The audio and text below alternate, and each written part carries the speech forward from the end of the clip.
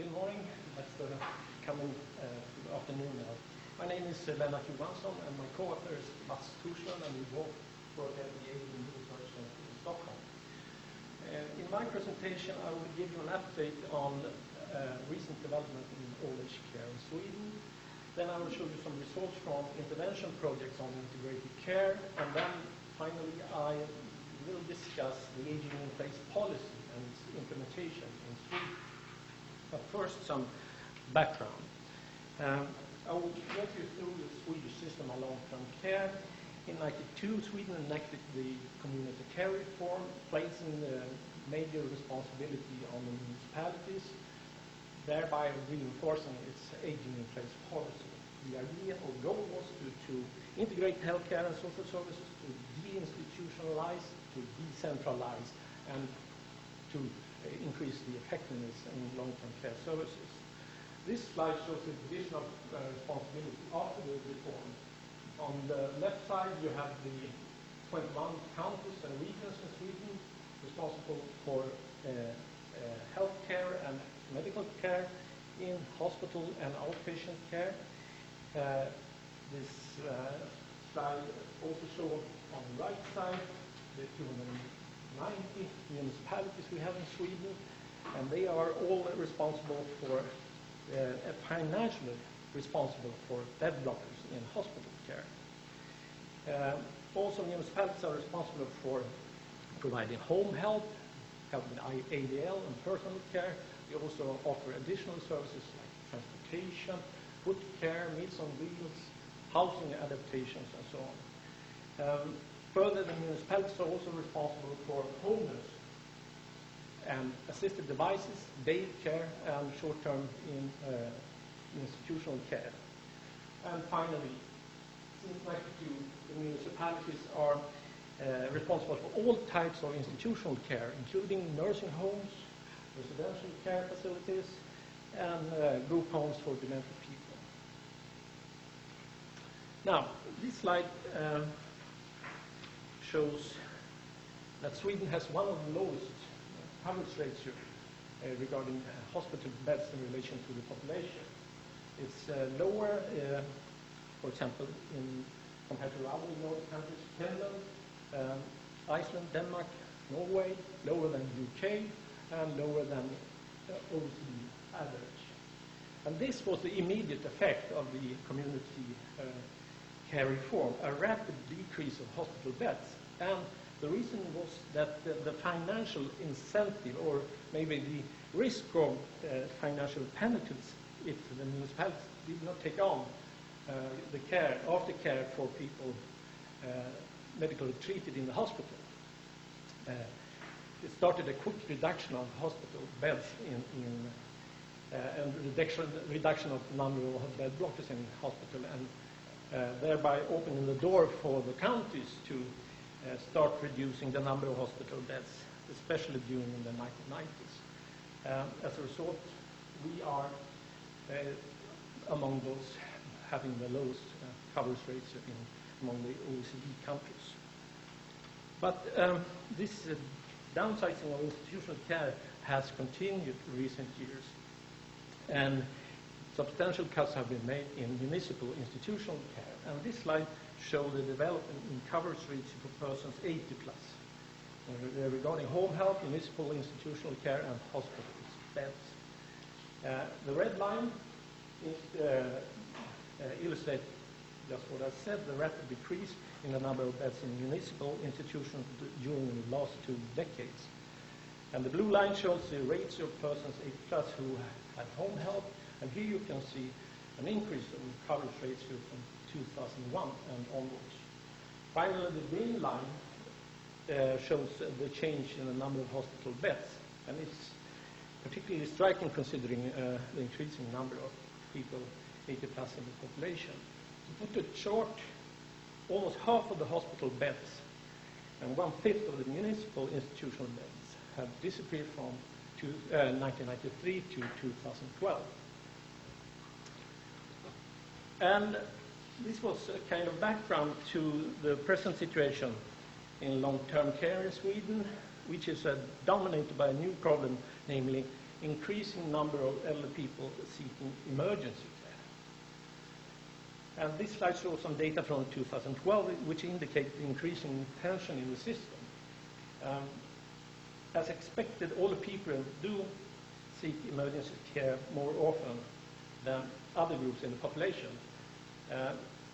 In Sweden, the 65-plus group represents 19.4% of the population, but and 35% of those emergency care seekers. Further, 50% of all persons admitted to hospital are 65-plus.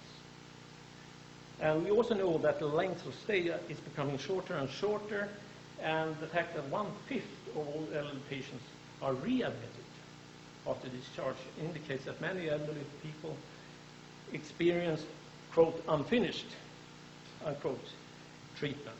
In fact, they're often readmitted within 10 days. Now, elderly people with complex health problems are particularly vulnerable. Recent data show that many elderly persons, some 13 to 18%, seem to be forced to seek emergency care at hospital and are admitted for health and problems that could have been taken care of in outpatient care. So the debate in Sweden has recently centered around question about inhumane treatment of elderly people and, of course, ineffective use of resources. Much attention has been given to what is called unnecessary hospital visits or admissions, and that elderly people have to seek hospital care, not being provided with the necessary help at home. Some point to the problem that are related to, and perhaps created actually, the point of the return from hospital. All too often, the return home is poorly planned, and the services needed to allow the person to cope at home are lacking. And that creates, of course, frequent readmissions. And in the end, or the result of all these problems is that families are often overburdened with caring responsibilities. Sometimes, if you are looking at the system from outside, you think that it seems that the elder person is being shunted around the system, or juggled around the system, as if nobody cares. Now, what's the reason behind these problems? There has been a lively debate among the professionals, the policymakers, and general publics, and different explanations presented. The healthcare authorities, as usual, put the blame on the municipalities and the rapid reduction in the number of institutional beds. The municipalities, on the other hand, put the blame on, or pointed to, poor support from primary healthcare, especially GPs, not giving the necessary backup to municipal home nursing and municipal home health services. Moreover, the municipalities say that there aren't enough GPs in the system to provide the medical care needed by elderly people. Then we have the government. They have an alternative explanation of the problems. That healthcare and social services are not seems unable to collaborate, resulting in unsafe pathways through the healthcare system and in the end, inefficient use of resources and lower quality of life for all the persons. And this development prompted the Swedish government to launch a massive initiative in 2010 in order to improve the situation for people with complex health problems. The goal was to stimulate integrated care for people with complex health problems with a focus on reducing admissions to hospital care and the use of hospital care, of course. So defining, when we are talking about people with complex health problems, who are they? What do we mean? It is tricky to define this group. These elderly people have some common characteristics. They need often help around the clock, 7 days a week, both from healthcare and social services. And because of poor health and functional and cognitive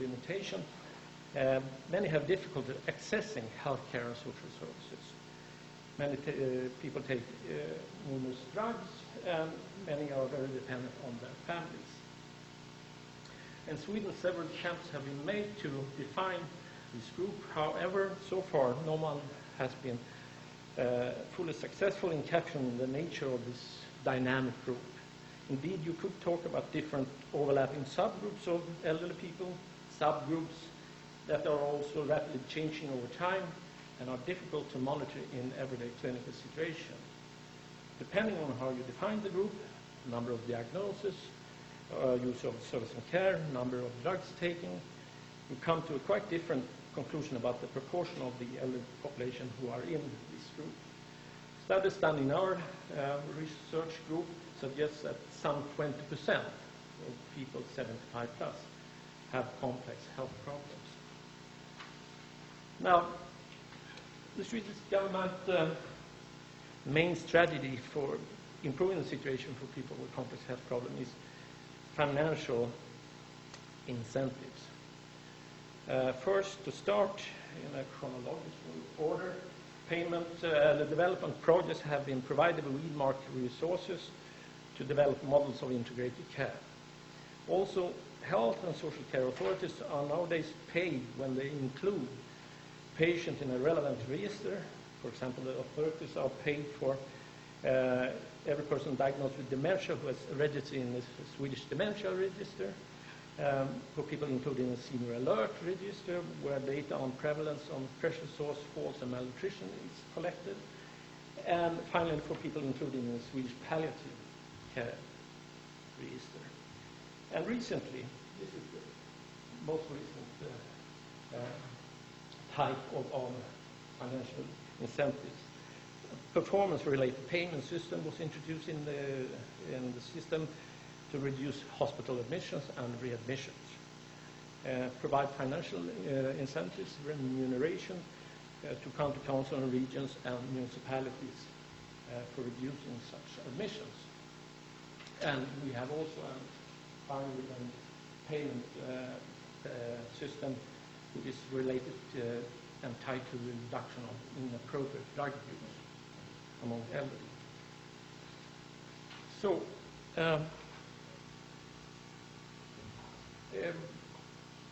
then, as I said, in 2010, among those initiatives, the government launched a new wave of grants for local demonstration and developmental projects. And the aim was to stimulate development of integrated care for elderly people with complex health problems. I ask you to note that this was not research funding or grants. It was simply funding of local developmental work. There were over 90 applications, and 19 projects were selected. See the flags on the Swedish map. And in 2011, the Asian Research Center and Stockholm Gerontology Center was commissioned to carry out a scientific evaluation, which we have done and presented the results in the spring 2014. And I will tell you a little bit about just one of these projects. It's clearly interesting. I said before that this wasn't a research project, but some had projects had a RCT design. And the study or the project I want to talk about now was carried out in Norrköping, a town with 134,000 inhabitants. The intervention was carried out by a multi-professional team. And the target group was all the persons with complex health problems, 200 persons in the intervention, 200 persons in the control group. And the intervention consisted of health check-up at the town's geriatric outpatient clinic and home visits. And here you can see the results. After 12 months, the intervention group did not differ from the control group in terms of health-related quality of life measured with E25D. But the intervention group had fewer admissions to hospital and more visits to outpatient care, used more hours of municipal home care, and more people were transferred to institutional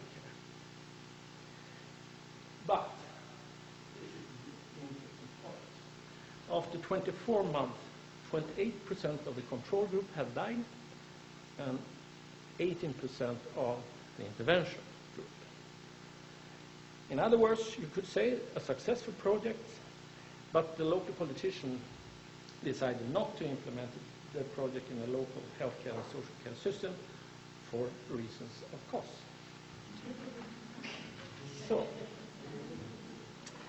So conclusion. The Norrköping project and other developmental projects in Sweden have shown similar results. That is, it is possible to promote aging in place, but to do so, there is something you have to do. The first line of defense, primary health care, must be strengthened to be able to target service and care to all the people with complex health problems, in collaboration, of course, with municipal social care services. And routines and methods must be developed to detect elderly persons at risk in order to provide service and care at the earliest possible stage. And elderly persons with complex health problems should not be expected to go to the doctor or the clinic. Instead, the doctor, nurse, OT, PT must go to the elderly person offering the necessary care at home. And finally, as many of these elderly people are heavily dependent on their families, support to the families must be an integrated part in the support provided to the elderly person.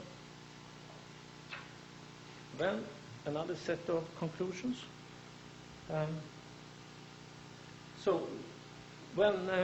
What will promoting aging in place this way, as I talked about, imply? What are the consequences? Well, this is something interesting, I think. Improved targeting and proactive approach will result in the identification of more health problems and care and service needs. And if we provide elderly people with improved and integrated health care and social services and support, they will live longer. So, these conclusions in turn raise a number of questions. If we find more problems and needs, then increase people's lifespan. That is, do the right things right. Will it save money or will it increase costs? And do we know what is the right thing for all the people? I mean, the intervention group, as I talked about in Norrköping, did not have higher quality of life than the control group. Results like this raise both methodological and ethical questions that deserve further scrutiny by researchers, practitioners, and policymakers. Now, finally, some policy reflection. You all well know about the leading policy in long-term care is aging in place. That is moving service and care to people instead of people to service and care. And providing with an option to get necessary service and care in their own home instead of moving to an institution. A policy that has been embraced by everybody, the elderly, their families, and policymakers all over the world. However, on the basis of the Swedish experiences, one could question whether aging in place has become an alternative force upon elderly people and their families, rather than an option. That is, research suggests that all people in Sweden are being provided neither with the service and care they need at home or a place in institutional care. An indication of the problem is, as I told you, the fact that elderly people are still queuing up at emergency ward.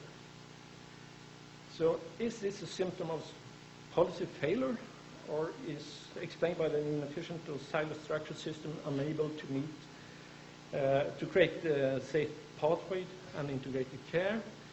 Or does it reflect a system which dates 20, 30 years back in time, that is inappropriate, outmoded, and poorly adapted to in terms of resources, structures, and competence to meet the need of an aging population, and especially a growing number of people with complex health problems?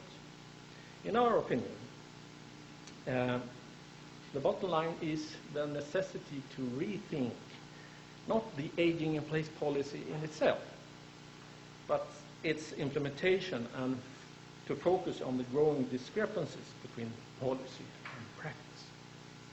Thank you.